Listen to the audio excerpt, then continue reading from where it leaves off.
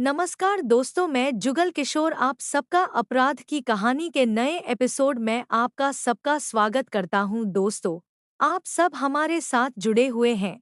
Channel को subscribe करें और लाइक करें और कमेंट करें। आपके सहयोग से मुझे हिम्मत मिलती है। कहानी अच्छी लगे तो अपने दोस्तों के साथ शेयर जरूर करें। चले आज की कहानी शुरू करते हैं। कुछ औरतें दिखती सीधी हैं, लेकिन शराफत का चोला ओढ़कर वह अंदर ही अंदर गुल खिलाती रहती हैं।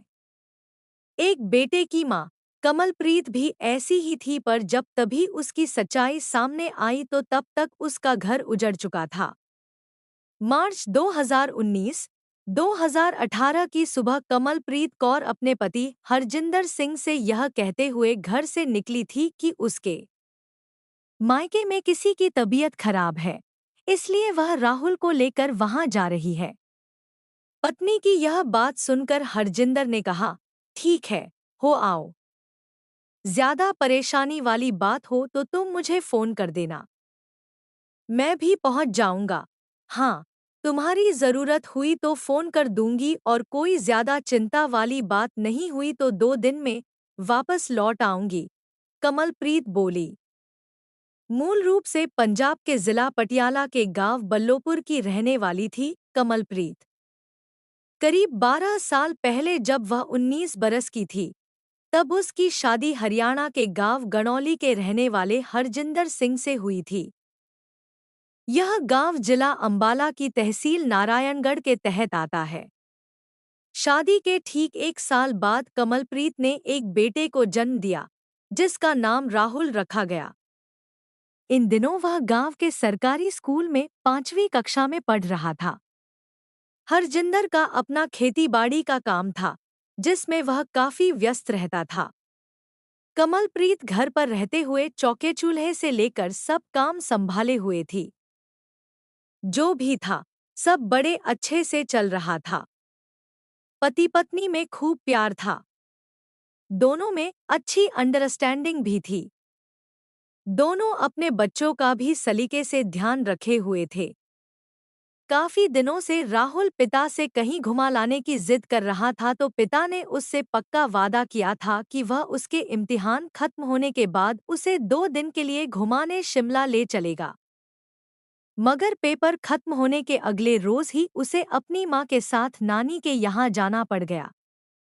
पत्नी के मायके जाने वाली बात पर हरजिंदर को कोई परेशानी वाली बात नहीं थी। पति की निगाह में कमलप्रीत एक सुलझी हुई मेहनती औरत थी, जो ससुराल के साथ साथ अपने मायके वालों का भी पूरा ध्यान रखती थी। सुख दुख में वह अपने अन्य रिश्तेदारों के यहाँ भी अकेली आया जाया करती थी। कुल मिलाकर बात यह थी कि हरजिंदर को पत्नी की तरफ से कोई चिंता नहीं थी।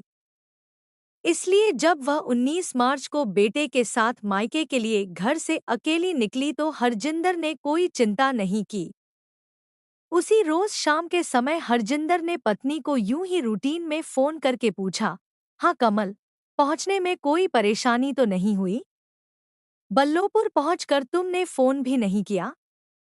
हाँ हाँ, वो ऐसा है कि अभी मैं बल्लोपुर नहीं पहुंच पाई, कमलप्रीत बोली तो उसकी आवाज में हकलाहट थी। पत्नी की ऐसी आवाज सुनकर हरजिंदर को थोड़ी घबराहट होने लगी। उसने पूछा, बल्लोपुर नहीं पहुंची तो फिर कहाँ हो? अभी मैं शहजादपुर में हूँ। किसी जरूरी काम से मुझे यहाँ रुकना पड़ गया, कमलप्रीत ने पहले वाले लहजे में ही जवाब दिया। शहजादपुर में ऐसा क्या काम पड़ गया तुम्हें? वहाँ तुम किसके यहाँ रुकी हो?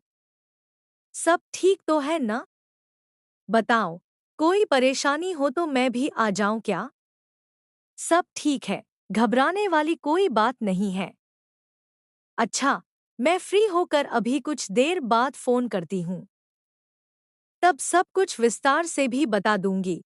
कहने के साथ ही कमलप्रीत की ओर कॉल डिस्कनेक्ट कर दी गई। लेकिन हरजिंदर की घबराहट बढ़ गई थी। उसने कमलप्रीत का नंबर फिर से मिला दिया, पर अब उसका फोन स्विच ऑफ हो चुका था। अचानक यह सब होने पर हरजिंदर का फिक्रमंद हो जाना लाजिमी था। कुछ नहीं सूझा तो उसने उसी समय अपनी ससुराल के लैंडलाइन नंबर पर फोन किया।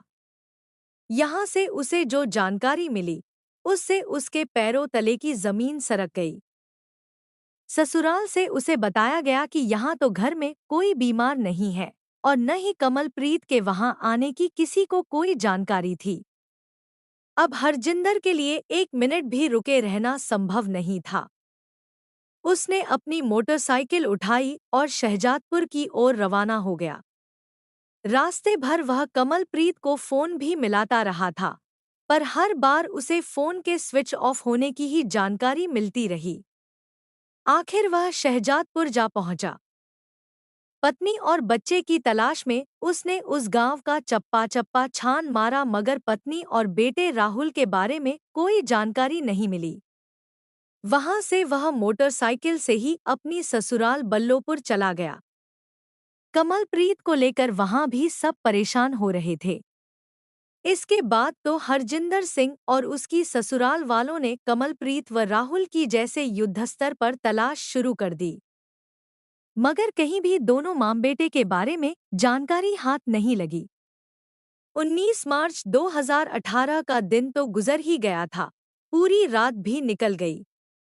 20 मार्च को भी दोपहर तक तलाश करते रहने के बाद सभी निराश हो गए तो हरजिंदर शहजादपुर थाने पहुंच गया। थाना प्रभारी शैलेंद्र सिंह को उसने पत्नी और बेटे के रहस्यमय तरीके से गायब होने की जानकारी दे दी। थाना प्रभारी ने कमलप्रीत और उसके बेटे राहुल की गुमशुदगी दर्ज कर ली। पुलिस ने अपने स्तर से दोनों मां बेटे को ढूंढने की कार्रवाई शुरू कर दी। देखते देखते इस बात को 1 सप्ताह गुजर गया, मगर पुलिस भी इस मामले में कुछ कर पाने में असफल रही। बात 26 मार्च 2018 की थी। थाना प्रभारी शैलेंद्र सिंह उस वक्त अपने ऑफिस में थे। तभी एक अधेड़ उम्र के शख्स ने उनके सामने आकर दोनों हाथ जोड़ते हुए दयनीय भाव से कहा, सर, मेरा नाम ओम प्रकाश है और मैं यमुनानगर में रहता हूँ। जी हाँ, कहिए, शैलेंद्र सिंह बोले। अब क्या कहूँ सर, एक भारी मुसीबत आन पड़ी है हमारे परिवार पर। हाँ हाँ बताइए, क्या परेशानी है? थाना प्रभारी ने कहा। सर, मेरा एक भांजा है नीटू। उम्र उसकी करीब 21 साल है। किसी बात पर उसका एक औरत से झगड़ा हुआ और हाथापाई में वह औरत मर गई। उसने उसकी लाश को कहीं ले जाकर दफन कर दिया। जब इसकी जानकारी मुझे हुई तो हमने उसे समझाया कि गलती हो जाने पर कानून से आंख मिचौली खेलने के बजाय पुलिस के सामने आत्मसमर्पण करना ही बेहतर होगा, ओम प्रकाश ने बताया। इस पर एक बारगी तो शैलेंद्र सिंह चौंके। फिर खुद को संभालने का प्रयास करते हुए बोले, मतलब यह कि आपके भांजे ने किसी की जान ली, फिर उसकी लाश भी ठिकाने लगा दी, अब सरेंडर का प्रस्ताव लेकर आए हो। तो यह भी बता दो कि किन शर्तों पर सरेंडर करवाओगे? कोई शर्त नहीं सर। लड़का आपके सामने तो अपना अपराध कबूलेगा ही, अदालत में भी ठीक ऐसा ही बयान देगा, भले उसे कितनी भी सजा क्यों न हो जाए। बस आपसे हमें सिर्फ इतना सहयोग चाहिए कि थाने में उस पर ज्यादा सख्ती न हो, ओम प्रकाश ने कहा। देखो, अगर वह हमें सहयोग करते हुए सच्चाई बयान करता रहेगा तो हमें क्या जरूरत पड़ी है उससे सख्ती से पेश आने की? जाओ, लड़के को लाकर पेश कर दो। यदि वह सच्चा है तो यहाँ उससे किसी तरह की ज्यादती नहीं होगी। ठीक है सर, मैं समझ गया। लड़का थाने के बाहर ही खड़ा है, मैं अभी उसे लाकर आपके सामने पेश करता हूँ। कहने के साथ ही ओम प्रकाश बाहर गया और थोड़ी ही देर में एक लड़के को लेकर थाने में आ गया। यही है मेरा भांजा नीटू, सर, उसने बताया। जिस वक्त ओम प्रकाश नीटू को लेकर थाना प्रभारी के ऑफिस में पहुंचा था, पुलिस वाले बगल वाले कमरे में एक अभियुक्त से गहन पूछताछ कर रहे थे। जरा सी देर में वहां से चीख चिल्लाहट की भयावह आवाजें आने लगी थी। ये आवाजें सुनकर नीटू थरथर कांपने लगा। फिर वह दबी सी आवाज में ओम प्रकाश से बोला, मामा, ये लोग मेरा भी क्या ऐसा ही हाल करेंगे? नहीं करेंगे बेटा, मैंने एसएचओ साहब से सारी बात कर ली है। फिर जब तुम एकदम सच्चाई बयान कर ही रहे हो तो फिर डर कैसा? ओम प्रकाश ने समझाया। यही तो डर है मामा, मैंने आपको भी पूरी सच्चाई नहीं बताई। दरअसल मैंने औरत के साथ साथ उसके बेटे का भी मर्डर कर दिया है और दोनों की लाशें एक साथ दफनाई हैं। नीतू की यह बात थाना प्रभारी के कानों तक भी पहुंच गई थी। उन्होंने नीतू को खा जाने वाली नजरों से देखते हुए कहा, मुझे पहले ही से शक था कि तुम्हारे अपराध का संबंध गणौली की कमलप्रीत और उसके बच्चे की गुमशुदगी से है। अब तुम्हारे लिए बेहतर यही है कि तुम अपने घिनौने अपराध की सच्ची दास्तान अपने मामा को बता दो, वरना दूसरे तरीके से सच्चाई उगलवानी भी आती है। थाना प्रभारी के इतना कहते ही ओम प्रकाश नीतू को लेकर एक दूसरे कमरे में ले गया। इसके बाद नीतू ने अपने अपराध की पूरी कहानी मामा को बता दी। नीतू के बताने के बाद ओम प्रकाश ने सारी कहानी थाना प्रभारी को बता दी। थाना प्रभारी ने ओम प्रकाश के बयान दर्ज करने के बाद उसे घर भेज दिया। फिर नीतू को गिरफ्तार कर उसे अदालत में पेश कर 2 दिन के पुलिस रिमांड पर लिया। रिमांड अवधि में उससे व्यापक पूछताछ की गई। इस पूछताछ में उसने जो कुछ पुलिस को बताया, उससे अपराध की एक सनसनीखेज कहानी कुछ इस तरह सामने आई। करीब 1 साल पहले की बात है। अपनी रिश्तेदारी के एक शादी समारोह में शामिल होने के लिए कमलप्रीत अकेली नारायणगढ़ के बड़ागांव गई थी। वहां जब वह नाचने लगी तो एक लड़के ने भी उसका खूब साथ दिया। उसने बहुत अच्छा डांस किया था। इस डांस के बाद भी दोनों एक साथ बैठकर बतियाते रहे। लड़के ने अपना नाम सुमित उर्फ नीटू कहते हुए बताया कि यूं तो वह शहजादपुर का रहने वाला है, मगर बड़ागांव में किराए का कमरा लेकर एक कंपटीशन की तैयारी कर रहा है। कमलप्रीत उसकी बातों से तो प्रभावित हो ही रही थी। उसका सेवाभाव भी उसे खूब पसंद आया।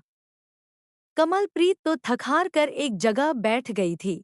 पार्टी में खाने की जिस चीज का भी उसने जिक्र किया, वह लाकर उसे वहीं बैठी को खिलाता रहा। इसी तरह काफी रात गुजर जाने पर कमलप्रीत को नींद सताने लगी। नीटू ने सुझाव दिया कि वह उसे अपने कमरे पर छोड़ आता है, जहां वह बिना किसी शोर शराबे के आराम से सो सकती है। थोड़ी झिझक के बाद वह मान गई। अब तक नीटू को भी नींद आने लगी थी। अतः कमरे में चारपाई पर कमलप्रीत को सुलाने के बाद वह खुद भी जमीन पर दरी बिछाकर सो गया। आगे का सिलसिला शायद इनके वश में नहीं था।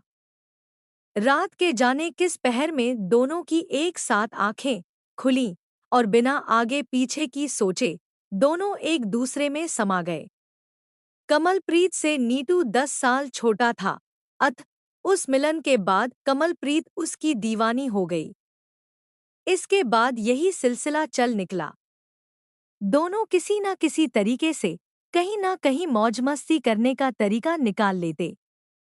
कमलप्रीत अपने से 10 साल छोटे लड़के से संबंध बना रही थी। कमलप्रीत को जो सुख मिल रहा था उसका पति नहीं दे रहा था। उम्र बदन के साथ साथ हर इंसान का जोश कम होता जाता है, इसलिए कमलप्रीत नीतू की दीवानी थी, क्योंकि वो अभी जवानी में कदम रखा था और कमलप्रीत को इसकी जरूरत थी। कमलप्रीत अपने पति को धोखा दे रही थी। देखते देखते 1 बरस गुजर गया।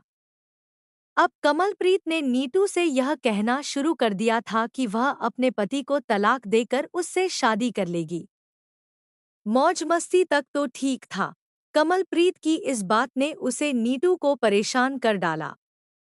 नीटू ने इस परेशानी से छुटकारा पाने के लिए आखिर मन ही मन यह निर्णय लिया कि वह कमलप्रीत को अच्छी तरह से समझाएगा। फिर भी ना मानी तो वह उसका खून कर देगा। इसके लिए उसने एक चाकू भी खरीद कर रख लिया था। 19 मार्च 2018 की सुबह कमलप्रीत उसके यहाँ आ धमकी। उसके साथ एक लड़का था, जिसे उसने अपना बेटा बताया। आते ही उसने कहा कि वह अपने पति को हमेशा के लिए छोड़ आई है। आगे वह उससे शादी करके अपने लड़के सहित उसी के साथ रहेगी। नीटू ने उसे समझाने की कोशिश की, लगातार समझाते समझाते पूरा दिन और सारी रात भी निकल गई, मगर वह अपनी जिद पर अड़ी रही। तो 20 मार्च को नीटू ने चाकू से कमलप्रीत की हत्या कर दी। यह देखकर उसका लड़का राहुल सहम गया, मगर वह इस मर्डर का चश्मदीद गवाह बन सकता था, इसलिए नीटू ने चाकू से उसका भी गला रेत दिया। दोनों लाशों को कमरे में छिपाकर नीटू अमृतसर चला गया।